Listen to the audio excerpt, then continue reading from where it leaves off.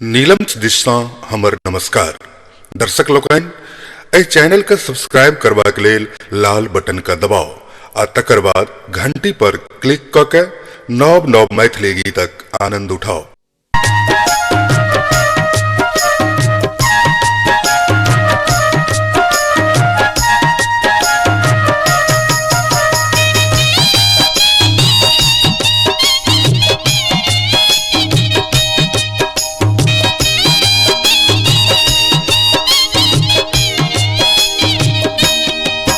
हे भोला दानी कखन हरब दुख मोर, हे भोला दानी कखन हरब दुख मोर।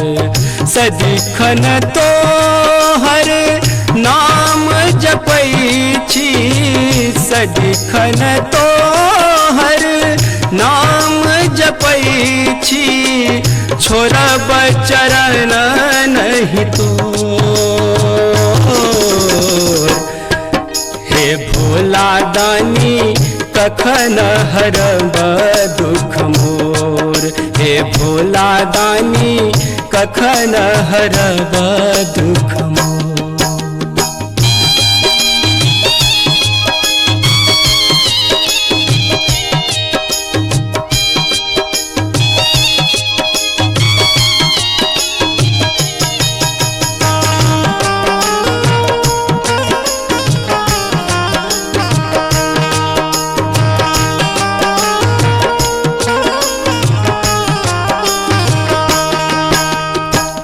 छन छन पल पल ध्यान करै छी, धूप दीप बाबा तोरा हम देखबै छी।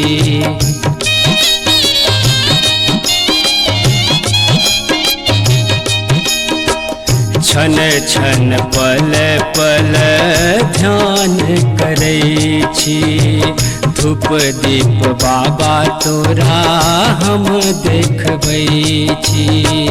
कर जोरी पूजा मन सँ करै छी, कर जोरी पूजा मन सँ करै छी, नित उठि लागी गोर।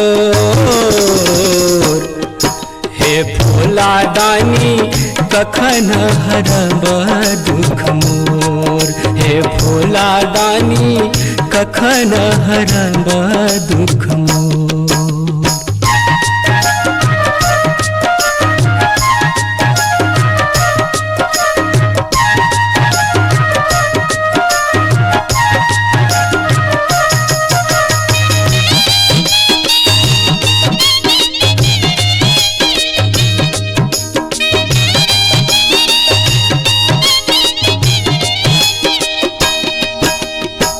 मोह माया के जाल में फंसलौं, जिंदगी भरी अपन करम के घसलौं।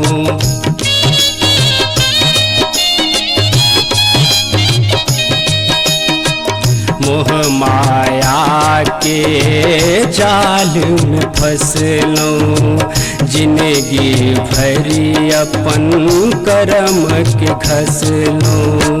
छल प्रपंच तो रास करै छी, छल प्रपंच तो रास करै छी, मन में पैसल चोर। हे भोला दानी कखन हरब दुख मोर, हे भोला दानी कखन हरब दुख मोर।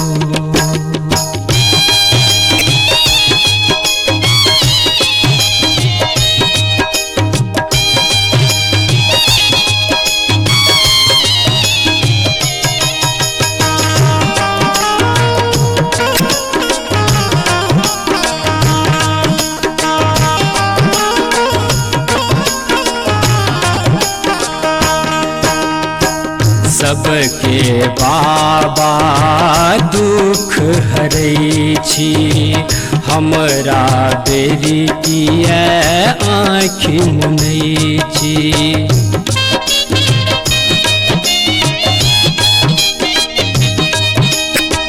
सबके बाबा दुख हरै छी, हमरा बेरी किया आँखि मुनै छी। थाकल हारल अयलौ यो बाबा, थाकल हारल अयलौ यो बाबा, आँखि सब